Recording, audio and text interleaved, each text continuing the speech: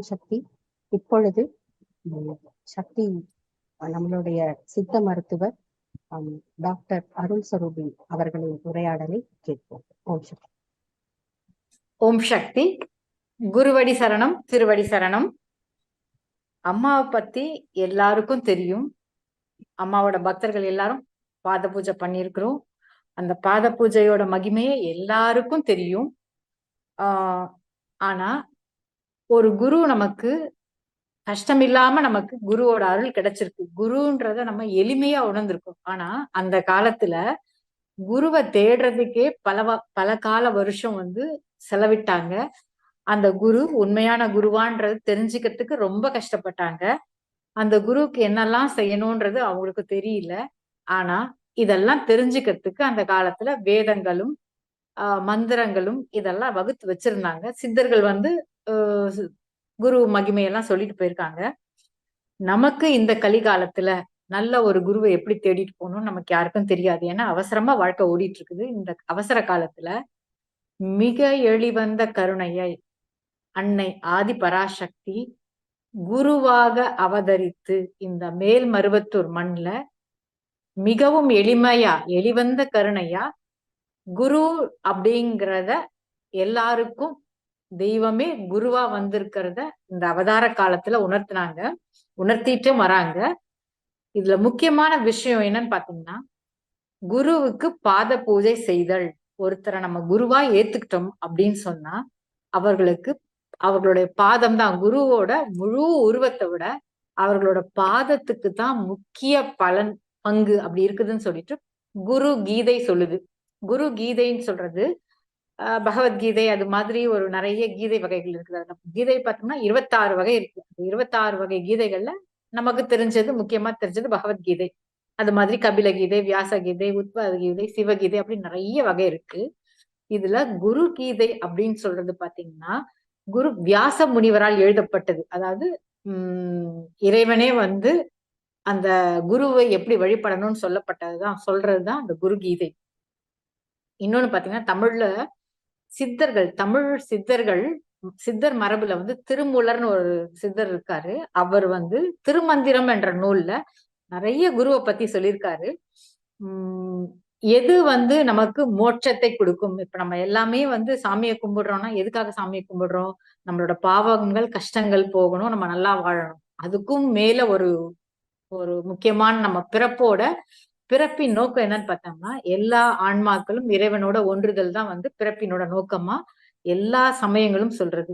அம்மாவே அதுதான் சொல்லியிருக்காங்க, பற்ற வேண்டியதை பற்றிய பின் மற்றவற்றை கவலைப்படாது. அதாவது பற்ற வேண்டிய குருவின் பாதத்தை பற்றிய பின் எதை பத்தியும் கவலைப்படக்கூடாது அப்படின்னு சொல்லியிருக்காங்க.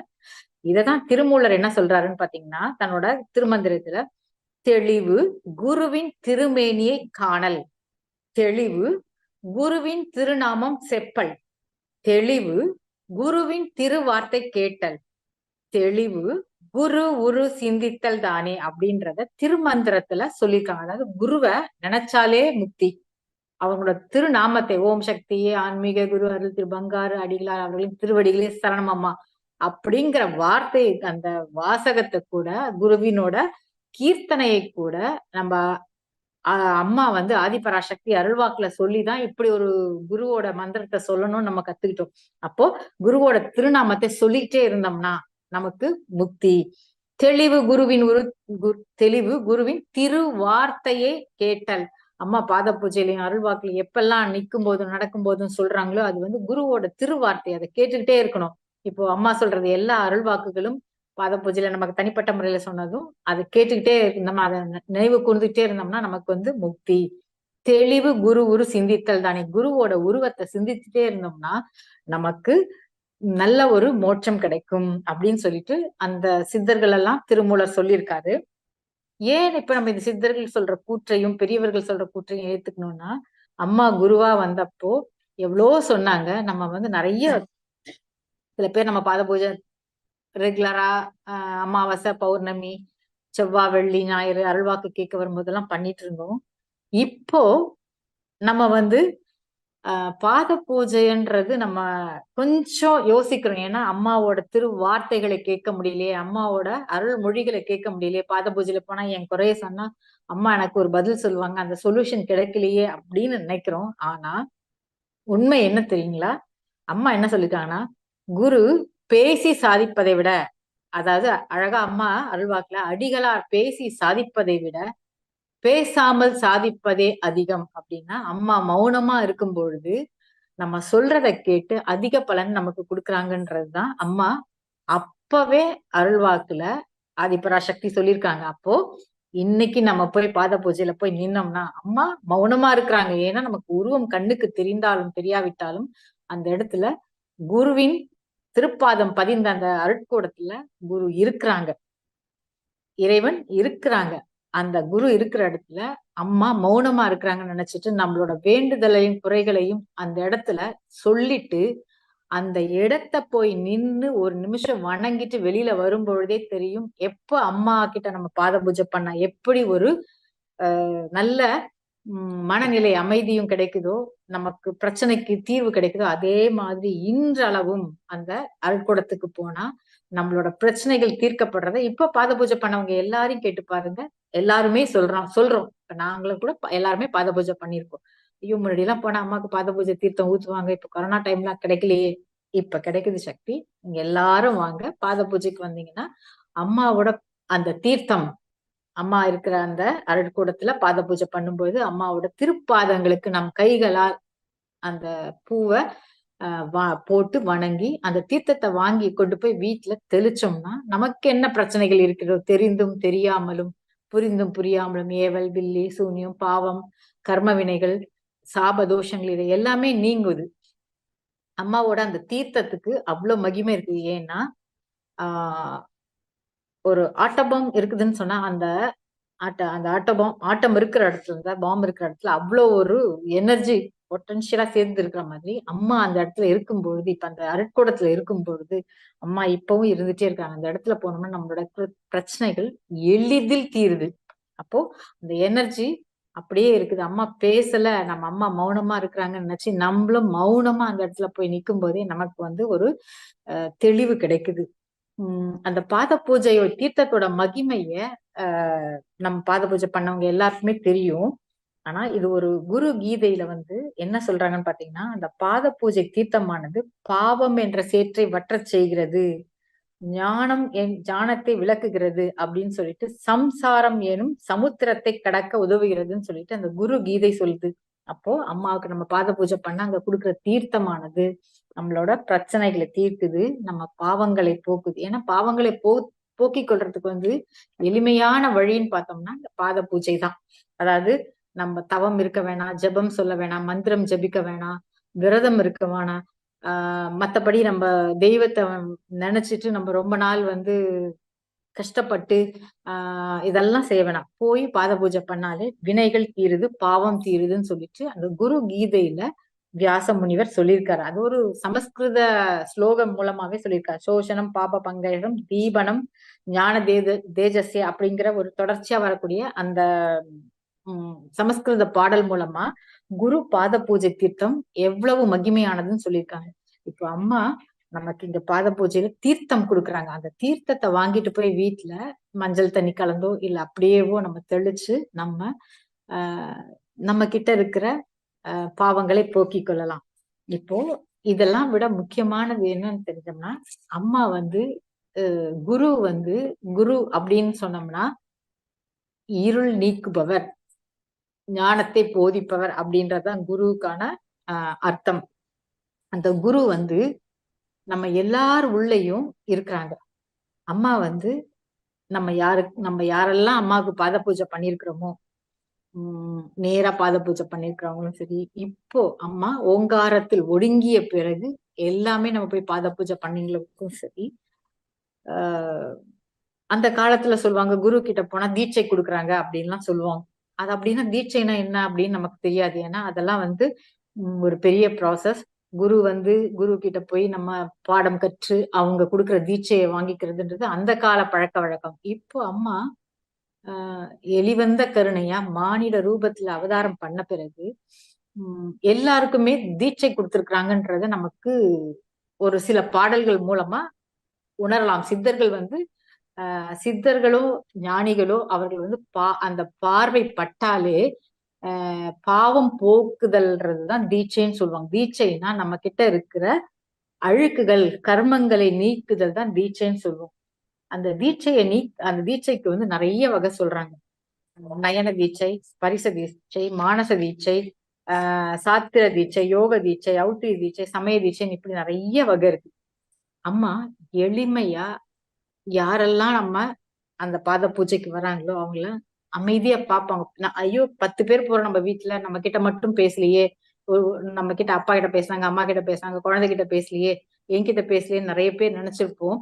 ஆனா அந்த பார்வை, குருவின் பார்வை நம் மீது படும் பொழுது நம்ம கிட்ட இருக்கிற நம்ம அறியாமல் இருக்கின்ற கர்ம வினைகள் நீக்கப்படுகிறதுலாம் வந்து நயன தீட்சை அப்படின்னு சொல்லிட்டு அந்த குரு அந்த சித்தர்கள் வந்து அந்த தீட்சை பத்தி நிறைய சொல்லியிருக்காங்க. அம்மா இதுதான் தீட்சை அதுதான் தீட்சைலாம் சொல்றது கிடையாது. எளிமையா ஆன்மீகத்தை மிக எளிமையாக அம்மாவை தவிர வேற யாராலும் இன்னைக்கு எடுத்து கொடுக்க முடியல, கொடுத்திருக்கவும் மாட்டாங்க இவ்வளவு எளிமையா. பாத்தீங்கன்னா குருவோட பார்வைப்பட்டவர்கள் அனைவருமே நயன தீட்சை, ஒரு வகையில் நயன தீட்சை பெற்றவர்களே. ஆனா அம்மா பார்த்ததுனால நமக்கு எல்லாமே பாவம் நீங்கி இருக்குது. அதனாலதான் பாத பூஜையில போய் அம்மா பார்த்துட்டு வந்துடணும், அம்மா பேசலையே அப்படின்னு நினைச்சா கூட பார்த்துட்டு வந்தாலே நமக்கு வந்து கர்ம வினை நீங்கி எனக்கு வேலை கிடைக்கலன்ற பிரச்சனை நீங்கி எனக்கு வேலை கிடைக்குது.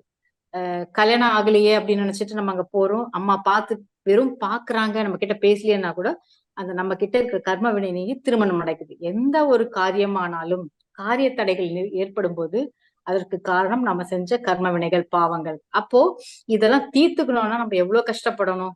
அத கஷ்டமே இல்லாம அம்மாக்கு பாத பூஜையில பண்ணும்பொழுது அந்த பார்வை, குருவின் பார்வை படும் பொழுதே நம் பிரச்சனைகள் தீர்க்கிறது தான் அந்த நயன தீட்சைன்னு சொல்லி அந்த காலத்துல சித்தர்கள் சொல்லிட்டு போயிருக்காங்க. ஸ்பரிச தீட்சை ஒரு வகையில அம்மா வந்து ஸ்பரிச தீட்சையும் நமக்கு நிறைய கொடுத்திருக்காங்க. எப்படி பாத்தீங்கன்னா மாலை போடுதல், அதாவது நம்ம சக்தி மாலை அம்மா நமக்கு எல்லாருக்குமே போட்டிருப்பாங்க இல்லையா. இது வந்து நம்ம குருவோட கரங்கள் நம்ம கிட்ட வரும்பொழுதே என்ன ஆகுதுன்னு பார்த்தோம்னா அந்த ஸ்பரிச தீட்சை, அதாவது குருவின் கிட்ட இருக்கிற அளவற்ற சக்தி நம்மளோட கர்ம வினைகளை தீர்க்குது. எல்லாருமே வந்து அம்மா கிட்ட அம்மா நமக்கு அந்த சக்தி மாலையை தொட்டு கொடுத்திருப்பாங்க. அந்த தொட்டு கொடுத்த அந்த சக்தி மாலையை நம் கழுத்தில் அணிந்து இருமுடி செலுத்தும் பொழுது ஒரு வகையில் நாம் அனைவரும் ஸ்பரிச தீட்சை பெற்றவர்களாக இருக்கிறோம் அப்படின்னு அந்த சித்தர்கள் பாடல் வாயிலமா நம்ம ஓரளவு உணர்ந்து கொள்ளலாம். வாசக தீட்சை அப்படின்னா குருவோட மந்திரம் சொல்றது. அப்போ வந்து ஒரு அந்த காலத்துல எல்லாம் குருவானவர் என்ன பண்ணுவாங்க, பக்தர்கள் சீடர்கள் காதுகளில வந்து மந்திரங்களை சொல்லுவாங்க. அந்த மந்திரங்களை தொடர்ந்து உச்சரிச்சுக்கிட்டே இருந்தோம்னா அந்த மந்திரம் வந்து நமக்கு வசப்படும். அப்படி அந்த வாசக தீட்சை, மந்திர தீட்சை அளிக்கிறது தான் பேர் வந்து, மந்திரத்தை சொல்லித்தரது பேர் வாசக தீட்சை. அப்போ ஒரு விதத்துல நமக்கு எல்லாருக்குமே மூல மந்திரம் ஓம் சக்தியே பராசக்தி என்ற அந்த 6 வரி மூல மந்திரம், ஆதிபராசக்தி ஆகிய நம்ம குரு நமக்கு சொல்லி கொடுத்திருக்காங்க. அதை விட அருள்வாக்குல அன்னை ஆதிபராசக்தி குருவின் மந்திரத்தை, ஓம் சக்தியே ஆன்மீக குரு அருள் திரு பங்காரு அடிகளார் அவர்களின் திருவடிகளே சரணம் அம்மா அப்படிங்கிற மந்திரத்தை அருள்வாக்கில் இதை சொல்லிட்டே இருந்தோம்னா நமக்கு பிரச்சனைகள்லாம் தீரும்னு அருள்வாக்குல சொல்லி அந்த மந்திர தீட்சையை ஆதிபராசக்தியாகவும் அருள்வாக்கில் சொல்லியிருக்காங்க. அப்போ ஒரு விதத்துல இந்த மந்திரங்களை உச்சரிக்கிற நம்ம அனைவருமே அம்மாவிடமிருந்து வாசக தீட்சை பெற்றவர்களாக நாம் ஆகிறோம். அதே மாதிரி மானச தீட்சை அம்மா ஒரு சொல்வாங்க, நான் நினைக்காம இந்த மருவத்தூர் மண்ணுல நீங்க யாரும் வர முடியாது. அதாவது அம்மா வந்து நினைச்சா மட்டும்தான், நம்மள நினைச்சா மட்டும்தான் இந்த மருவத்தூர் மண்ணுல வந்து அம்மாவை வணங்க முடியும்.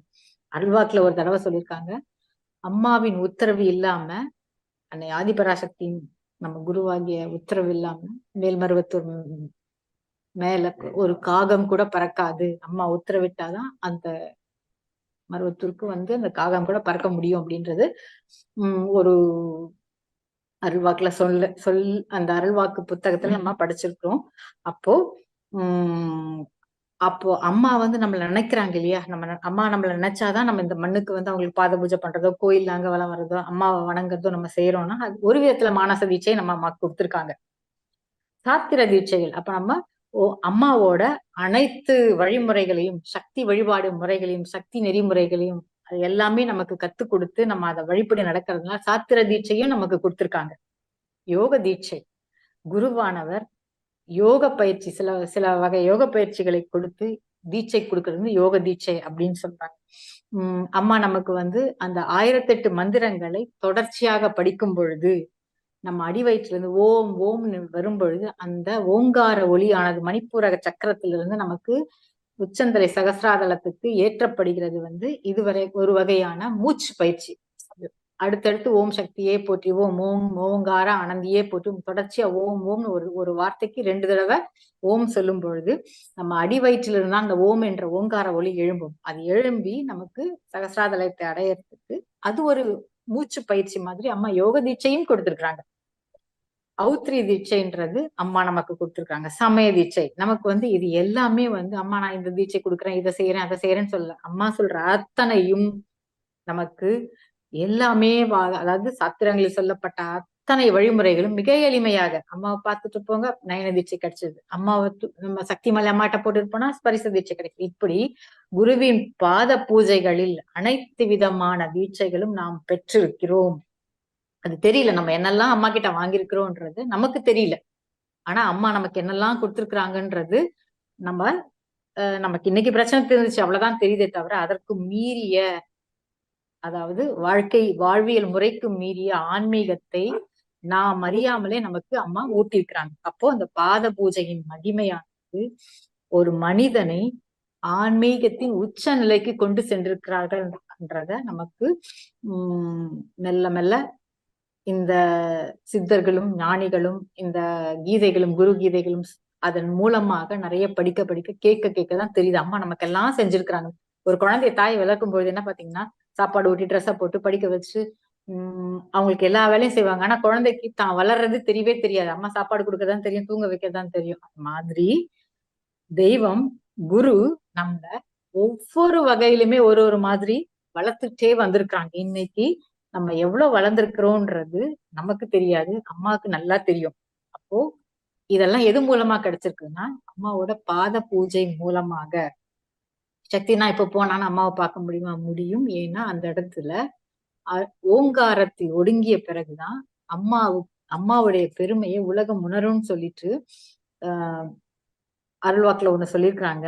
அதே மாதிரி அம்மா ஓங்காரத்தில் ஒடுங்கிய பிறகு அங்க கொடுக்கப்படுகின்ற விபூதியின் மகிமை, அந்த விபூதியை வாங்கி நெற்றில் இட்டு கொண்டு வாயில் போட்டாலே வினை தீரும், உடல் வினையானது தீரும், உள்ள கர்ம வினையானது தீரும் சொல்லிட்டு அப்பவே அருள்வாக்குல சொல்லியிருக்காங்க. இந்த அருள்வாக்க நான் ஒரு 10-15 வருஷத்துக்கு முன்ன படிச்சுட்டு எங்க நம்ம கோயில்ல விபூதி கொடுக்குறாங்கன்னு எனக்கு தெரியல. போய் லைன்ல போய் பார்த்தா அப்ப வந்த புதுசுல பாத்தீங்கன்னா குங்குமமும் சந்தனம் தான் நமக்கு வரிசையில கொடுப்பாங்க. இப்போதான் அந்த விபூதி கொடுக்குறாங்க. அம்மா சொன்ன மாதிரி அம்மா ஓங்காரத்தில் ஒடுங்கிய பிறகுதான் அந்த விபூதி கொடுக்க ஆரம்பிச்சிருக்காங்க. அந்த விபூதியின் மகிமை வாங்கி வாயில போட்டுட்டு அம்மாவை நினைச்சு வாயில போட்டாலே அந்த நோய் தீருது, நெற்றியில் இட்டு கொண்டாலே வினை தீரும், பிரச்சனைகள் தீரும்ன்றத அன்னைக்கே அம்மா அருள்வாக்குல சொல்லியிருக்காங்க. அதே மாதிரி பாத பூஜையோட மகிமை அம்மா நம்ம எல்லாமே வந்து அந்த இடத்துல போய் அரைக்கோடத்துல போய் அம்மாவுக்கு பூ போட்டுட்டு நின்னு அம்மா வணங்கிட்டு வரும்பொழுது அம்மா மௌனமாக இருக்கிறார்கள். ஏன்னா அம்மா மௌனமா இருக்கும்போது சொல்கின்ற நம்மளுடைய வேண்டுதல்கள் மிக அதிகமாக அன்னையிடம் போய் ரொம்ப வேகமா போய் சேரும். அப்போ அம்மா மௌனமா இருக்கும்போது நமக்கு பதில் வரலையே நினைக்க வேண்டாம். மிக சீக்கிரமாக, மிக எளிதில், மிக விரைவில் நம்மளோட பிரச்சனை தீர்க்கப்படும். அம்மா வந்து இந்த ஓங்காரம் அப்படின்றது வந்து நம்ம சொல்ற எல்லா மந்திரமும் ஓங்காரத்துல ஒடுங்கின பிறகு அள்ளி விழுங்கிட்டே இருப்ப அப்படின்னு சொல்லி ஒரு அருள்வாக்குல சொல்லியிருக்காங்க. அப்ப இதெல்லாம் வந்து நம்ம என்ன இப்ப நினைச்சிருக்கோம்னா இதெல்லாம் இப்ப சொல்லல அம்மா, இதெல்லாம் ஒரு 10 வருஷத்துக்கு அந்த காலங்கள் சரியா தெரியல. பழைய சக்தி ஒளி மூலமா நம்ம இதெல்லாம் படிச்சு தெரிஞ்சிட்டு இருக்கிறோம். அப்போ அம்மாவுக்கு இன்று பாத பூஜை செய்தா என்னோட பிரச்சனை தீருமா? சக்தி நிறைய பேருக்கு இந்த டவுட் இருக்குது. நிச்சயமாக இந்த வருகின்ற மார்ச் 3ஆம் தேதி இத்தனை தீட்சைகளும் பெற்றவர்கள் குருவுக்கு நம்ம எப்பவுமே பாத பூஜை செய்யணும். அதாவது யார் ஒருவர், அதாவது இப்ப போய் குரு கிட்ட போய் மந்திர தீட்சை வாங்கினவங்க எல்லாருமே அந்த குருவோட பிறந்த நாளுக்கு நல்ல நாட்களில், நமக்கு நல்ல நாள் வந்தாலும் சரி, குருவோட நல்ல நாட்களிலும் சரி, நம்ம போய் அவங்களுக்கு பாத பூஜை பண்ணி குருவுக்கு காணிக்கை வச்சு வழிபடுறதுன்றது அந்த காலத்துல இருந்தே ஒரு வழிமுறை. அது நம்ம என்ன செய்யறோம்னு பார்த்தோம்னா, அந்த குரு எப்படி வழிபடணும், அந்த குருவுக்கு என்னெல்லாம் கொடுக்கணும்ன்றத கூட ஒரு பாடல்ல திருமந்திரத்துல சொல்லியிருக்கிறார். அதாவது 1693வது பாடல்ல கொல்லினும் நல்ல குருவினை கொள்க. அதாவது நல்ல குருவை ஏத்துக்கணும். அவருக்கு எப்படி கொடுக்கணும் பாருங்க.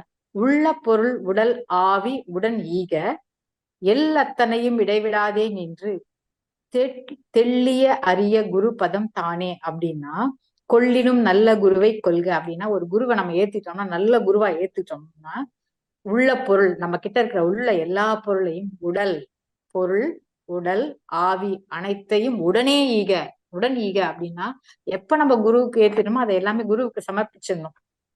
அத்தனையும் இடைவிடாதே நின்று தெள்ளிய அரிய குரு பதம் தானி அப்படின்னா, முனை அளவு கூட, எள்ளோட முனையில இருக்கிற அளவு கூட அந்த அளவு கேப் கூட விடாம அந்த குரு சொல்கின்ற வார்த்தைகளை கேட்டு இடைவிடாமல் அந்த வழியிலே நடந்ததுன்னா நமக்கு குருவின் அருள் மிக சீக்கிரம் வரும்னு சொல்லிட்டு, குருவோட பெருமையை பற்றி, குருவுக்கு நம்ம எல்லாம் என்ன உடல் பொருள் ஆவி எல்லாமே நமக்கு கொடுத்து குருவினை நம்ம வணங்கணும்னு சொல்லியிருக்காங்க. நம்ம அப்படியெல்லாம் அவ்வளவு எல்லாம் கஷ்டப்படல, சிரமமே படாம அம்மா வந்து என்ன பண்ணிருக்காங்க, பாத பூஜை பண்ணிட்டு போதும், அந்த பார்வைப்பட்டாலே நம்ம பாவம் நீங்கும்னு சொல்லியிருக்காங்க. ஆனா அந்த காலத்துல அவ்வளவு கஷ்டப்பட்டு உடல் பொருள் ஆவி அனைத்தையும் கொடுத்திருக்காங்க குருவுக்காக. இத வந்து சொன்னவரு திருமூலர் என்ற சித்தர் திருமந்திரத்துல 1693வது பாடல்ல சொல்லியிருக்காரு. இவ்வளோ சொன்னவரு என்னெல்லாம் சொல்லியிருக்காருன்னு பாத்தீங்கன்னா, எப்படியெல்லாம் நம்ம குருவை நம்ம வணங்கணும், நம்ம எதுக்கு குருவுக்கு நம்ம தியானம் இருந்தா அதுக்கோட மூலம் யாருன்னு பாத்தீங்கன்னா குருதான்.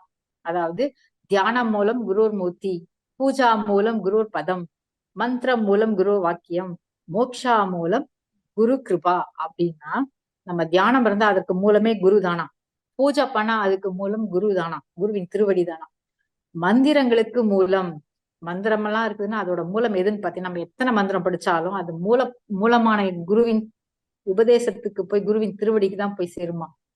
மோட்சத்துக்கு மூலம் எதுன்னு பாத்தீங்கன்னா குருவின் கிருபை. நம்ம முக்தி அடையணும் மோட்சம் அடையணும்னு நினைச்சோம்னா நம்ம எத்தனை தான தர்மம் பண்ணாலும் சரி, எத்தனை நல்ல காரியங்கள் பண்ணாலும் சரி, அதெல்லாத்த விட தாண்டி குருவின் கிருபை இருந்தால் மட்டுமே நமக்கு தெய்வத்திடமும் முக்தி பெற முடியும் அப்படின்றத இந்த குரு கீதை, அதாவது வியாச முனிவர் எழுதிய குரு கீதையில இத சொல்லியிருக்காரு.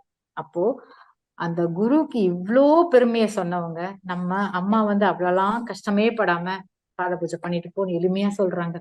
இந்த பாத பூஜைக்கு அவ்வளவு மகத்துவம் இருக்கு.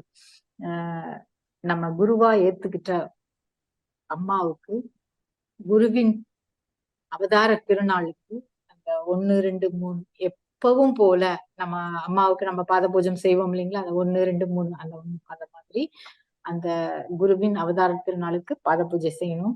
அதே மாதிரி முடிந்த அளவு நம்மளால எப்பெல்லாம் நமக்கு நம்ம வீட்டுல நல்ல காரியங்கள் நடைபெறுதோ, நமக்கு எப்ப பிரச்சனை வருதோ, நமக்கு எப்பெல்லாம் உனக்கு மனசு சோர்ந்து போதோ அப்பெல்லாம் போய் குருவுக்கு பாத பூஜை பண்ணா சூக்கும வடிவில் நின்று, அதாவது தெய்வம் வந்து எப்படி அருள் பாலிக்கும்னு பாத்தீங்கன்னா சூக்கும வடிவில் நின்றுதான் தெய்வம் அருள் பாலிக்கும். அதே மாதிரி குருவும் சூக்கும வடிவில் நின்று நம் குறைகளை தீர்ப்பான்னு சொல்லி இந்த சித்தர்கள் நிறைய பாடல்கள் மூலமா சொல்லியிருக்காங்க.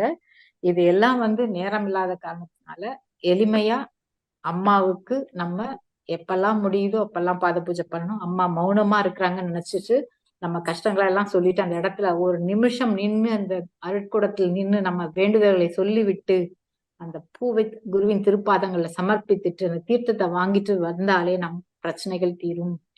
சக்திகள் அனைவரும் அம்மாவோட அவதார திருநாளுக்கு வந்து அந்த 1, 2, 3 பாத பூஜை எப்பவும் போல பண்ணி, அது மட்டும் இல்லாம செவ்வாய், வியாழன், ஞாயிறு, வெள்ளி இந்த 4 நாட்களும் நம்ம அருட்கூடத்துல பாத பூஜை நடைபெறுகிறது. எல்லாரும் வந்து கலந்துக்கிட்டு அம்மாவோட அருளை பெற்று அந்த தீர்த்தத்தை வாங்கிட்டு போயிட்டு எப்பவும் போல நம்ம அம்மாவுக்கு செஞ்சுட்டே இருக்கணும். சக்திகளே, குருவின் அருள் என்றும் நம்முடன் இருக்கும். இன்று மட்டும்தான் இல்ல, அம்மா ஓம்காரத்தில் ஒடுங்கிய பிறகு அவர்கள் அருள் எந்த நேரமும் நமக்குள்ள நம்ம கூடவே இருக்கும்.